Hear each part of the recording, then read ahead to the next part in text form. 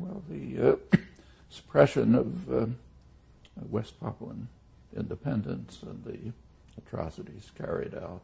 We happen to be right now at the 15th anniversary of one of the massacres. And the support for it, the robbery of resources, the support for it by Australia, Western powers, a major scandal. Now, 60 years. So this goes back to the whole Cold War? Didn't have much to do with the Cold War. I mean, the Cold War is always a pretext for everything that happened, but it would have been pretty much the same if Russia didn't exist. It was devastated, demolished. Politics really has yet to recover in any serious way. So sure, this West Papua and East Timor, the other case, fall right within that. No Russians. It's being replayed over and over right now, in fact. Well, John Brumbiak tells me time to time. I met John 10 years ago in Amsterdam before his stroke, but even afterwards, in the little that he can speak, he will say things like, Papua finished, culture gone, 20 years, it'll be gone. Now, is that happening? What well, you know. And what is the response of the moral world order to something like this? Unfortunately, what will happen to the actual populations, their culture, their society under this very severe repression with corporate support, you know, the mining, Western support, and so on. The prospects aren't very bright, but you really can't tell. Take, say, East Timor, close analog. What happened there? What happened by the late 70s, it was virtual genocide. They maybe killed a quarter of the population. It looked totally hopeless. I mean, the number of, you could count, you could fit into this room the number of activists who were working on it. I can name them for you, practically, in Australia and here. It just looked hopeless. Well, it took a long time. Finally, in 1999, there was another outburst of Indonesian violence and repression. You know, they practically destroyed the capital city, drove a couple 100,000 people into the hills.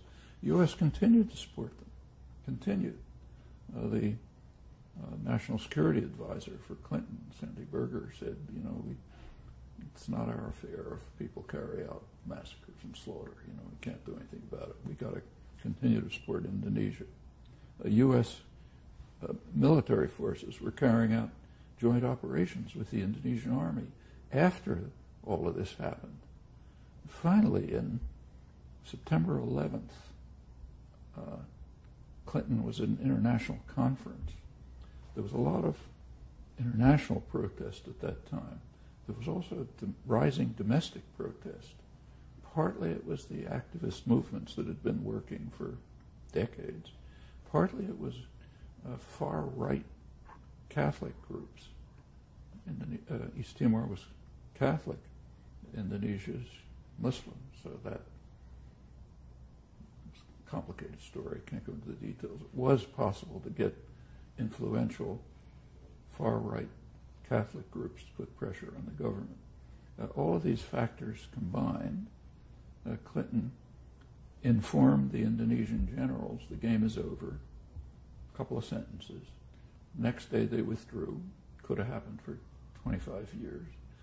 After they withdrew, a UN peacekeeping force, Australian-led peacekeeping force, entered, which was a good thing.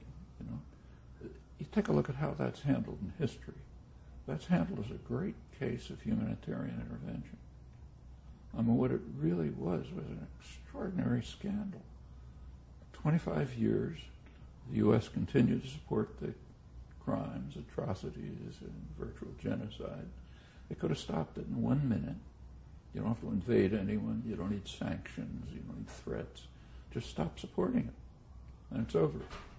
That's what the record shows. And that's called humanitarian intervention.